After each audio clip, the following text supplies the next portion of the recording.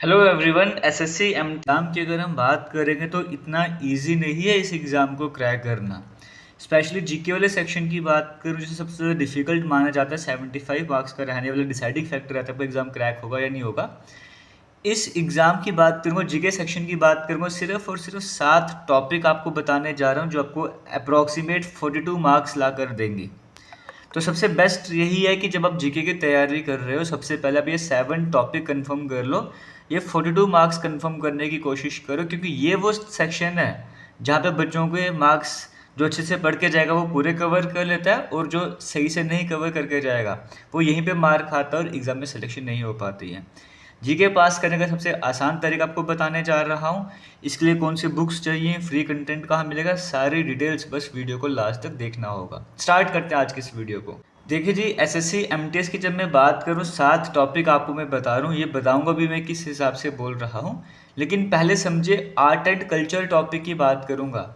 अब कहने में तो एक टॉपिक है, art and culture main topic है, बट इसके अंदर आपको बड़ा कुछ करना पड़ता है। जैसे आपको म्यूज़िक कवर करना पड़ेगा, फेस्टिवल्स कवर करने पड़ेंगे, है ना। जैसे फेमस पर्सनालिटीज़ होती हैं आर्ट एंड कल्चर वाली, वो कवर करनी पड़ेंगी। इंस्ट्रूमेंट्स हो गया या मॉन्यूमेंट्स हो गए, टेम्पल्स हो गए, सब कुछ आपको कवर करना पड़ता है। फिर फेस्टिवल, तब जाके आपका art and culture chapter complete होता है। तो एवरेज अप्रॉक्सीमेट 5 क्वेश्चन आपको एक सेट में से देखने को मिलते हैं।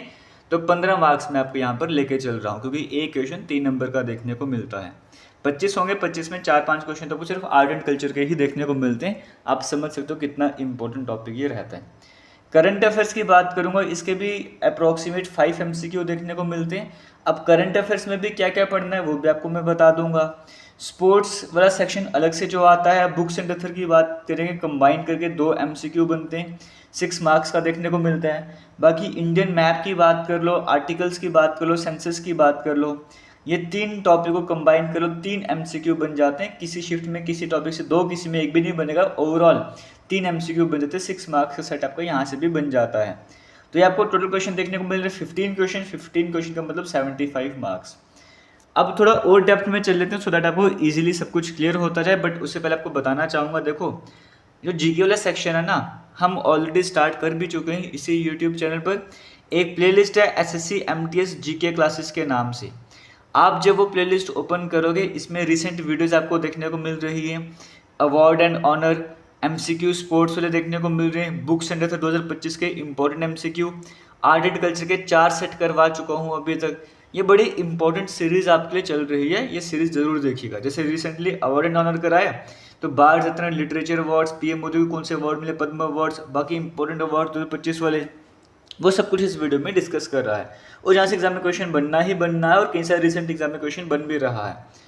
अब आगे चल लेते हैं। अगर आपको बुक्स चाहिए इसके लिए, तो 2 बुक्स मैं आपको सजेस्ट कर रहा हूँ। एक बुक आपको लेनी पड़ेगी तरुण गोयल की जीके 2026 वाली, लिंक आपको कमेंट सेक्शन में मिल जाएगा, डिस्क्रिप्शन बॉक्स में मिल जाएगा, वहाँ पर जाकर आप इन बुक्स को आराम से परचेज कर सकते हो।